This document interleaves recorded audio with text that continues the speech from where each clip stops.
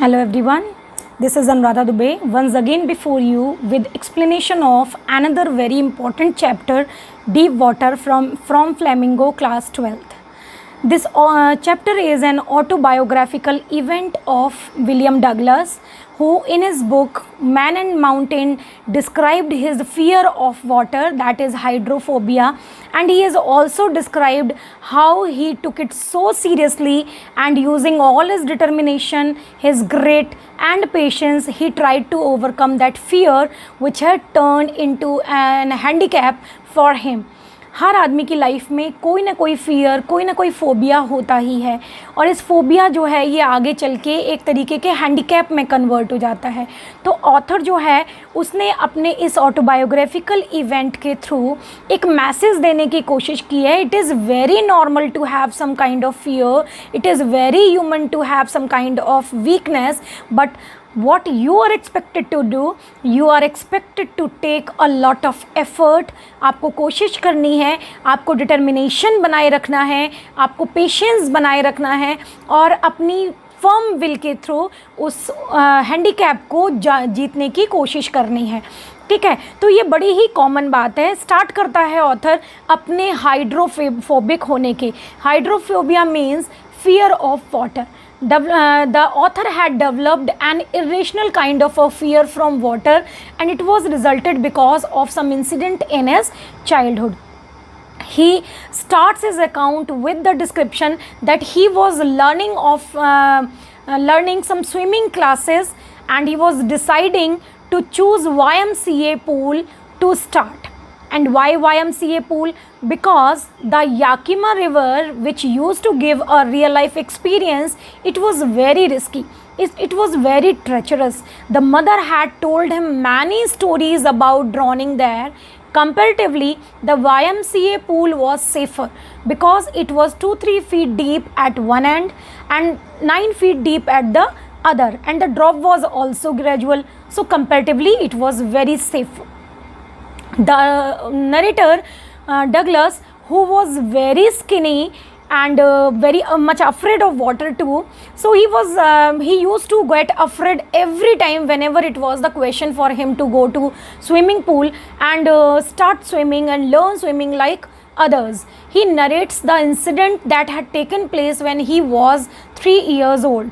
Once when they were in California and he had gone to California beach with his father when he was 3 years old, he was knocked down by a strong wave. He tried to cling on to his father, but the wave swept over him. और उसको लगा कि generally बच्चे जब किसी डर में होते हैं तो they try to seek prop in their parents, और यहाँ तो उसके फादर भी उसको बचा नहीं पाए. एक तगड़ी सी वेव आई और बच्चा नॉकडाउन हो गया पानी के अंदर. He felt himself worried, he was not able to breathe. तो ये जो over powering force of water है, it had developed a kind of sheer irrational fear in heart of Douglas. That's why he used to get very much afraid of water.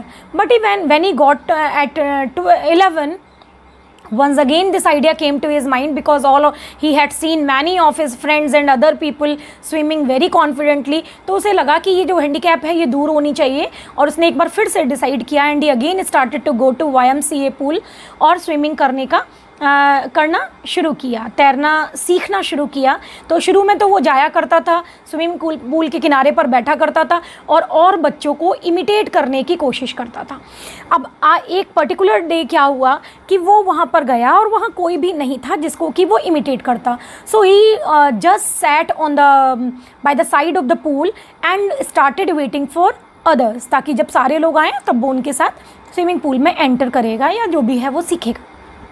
But तभी क्या हुआ कि a big bruiser of a bully boy came there. This boy was quite matured up, और ये लड़का जो है उसको एक शरारत सूझी और उसने क्या किया, quite unaware of the fact that this child of 11 years sitting by the side of the pool doesn't know how to swim, he lifted him up and threw him into the deep side of the pool. That was the 9 feet side. वहाँ उसने फेंका और बच्चा जो है वो पानी में लैंड करने लगा. At the time he was, सब कुछ इतनी जल्दी हुआ that he was not able to make out कि अब वो क्या करे. When he was entering into the water, तो he was trying to land in a sitting position. वो एक sitting position में लैंड करने की कोशिश कर रहा था. He was not out of his bits. उसे ये तो पता था कि वो पानी में जा रहा है, लेकिन उसके बिट्स अभी भी काम कर रहे थे. So he thought that as soon as his feet will hit the bottom, he will push it, make a jump, and like a cock, he will come on the surface of the water. He will lie flat on water, move his hand and legs as he had seen other people doing while swimming. तो उसे लगा कि बस यही swimming होती है और मैं यही करूँगा और यहाँ से फिर मैं बाहर निकल जाऊँगा. लेकिन ऐसा हुआ नहीं. When he entered into the water, he felt as if all his limbs have paralyzed, lifeless, boneless. He had no control over his senses. उसको blackout जैसा feel हो रहा था. He was getting a throbbing in his heart, pounding in his head. He was so frightened that he was searching for some help in the water. He was trying to grab something in the water, but there was nothing but water and water and water. पानी ही पानी वहाँ पर था. वो those 9 feet seemed to be more than 90 for him. It was such a difficult journey for the child who already had a sheer force of water, who already was phobic about water. तो उसके लिए ये बहुत ही बुरा experience था. Second time again वो थोड़ा सा पानी के बाहर आया, उसकी आंखें पानी के बाहर निकली, and again he reminded the strategy which he was making of kicking the bottom and coming on the surface, paddling his foot and coming to the edge of the pool and coming out of water. वो सारी strategy वो फिर से remind करता है और again he started journey to the bottom. और वो फिर से नीचे की तरफ जाने लगता है. अगेन उसके पैर हिट करते हैं. वो अपनी पूरी ताकत को इकट्ठा करके गैदर करके वो उसको हिट करता है. Again very slowly he is able to come out of water because the water force was it was forcing him to come down.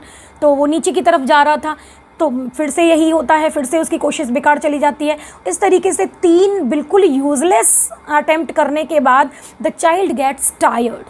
He thinks of giving up. He feels himself getting consciousness losing. उसकी जो बेहोशी में वो जा रहा था, enter कर रहा था, उसका होश खो रहा था. He was searching as well as death was coming to him. He was feeling as if he was sleepy and he was not able to get an idea what was going around him.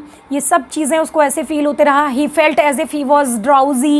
He felt as if the tender arms of mother was taking him into her. तो ये सब उसको feel होता है और धीरे धीरे बच्चा जो है वो बेहोश हो जाता है. And when he comes to senses, तो वो पाता है that he was lying on the side of his stomach by the side of the pool, and somebody was trying to make him vomit the water he has gulped. तो वो पानी उसको बाहर निकलवा रहे थे. Somebody was scolding the boy for perpetrating this kind of bullying act on the child. It would have resulted into death for the child. उसकी मौत भी हो सकती थी. लोग उसको डांट रहे थे, उस लड़के को, बड़े को, पर उसने कहा कि he was just joking. ये होने के बाद उसने अपने कपड़े चेंज किए और वो अपने घर की तरफ चला. लेकिन this incident had left a lasting impression on Douglas, and since then he sort of got haunted with the fear of water. जब भी वो किसी पानी की वाटर बॉडी के पास जाया करता था, जब भी वो तैरने की कोशिश किया करता था, कैनोइंग की कोशिश किया करता था, फिशिंग की कोशिश किया करता था, this haunting fear used to seize him. He got upset in his stomach. He got wobbly in his knees. He used to feel as if his limbs have got paralyzed. और ऐसा उसको feeling होती थी. और उसकी सारी जो बीच holidays थे और जितने भी उसके क्रिएशंस थे रिक्रिएशंस थे रिलेटेड टू वाटर, वो सारे यूजलेस होने लगे. और उसे ऐसा फील होने लगा as if this phobia has converted a kind of handicap for him and he is not able to lead a normal life as many other people are doing. So he made a determination. He made up his mind that he should go for learning swimming.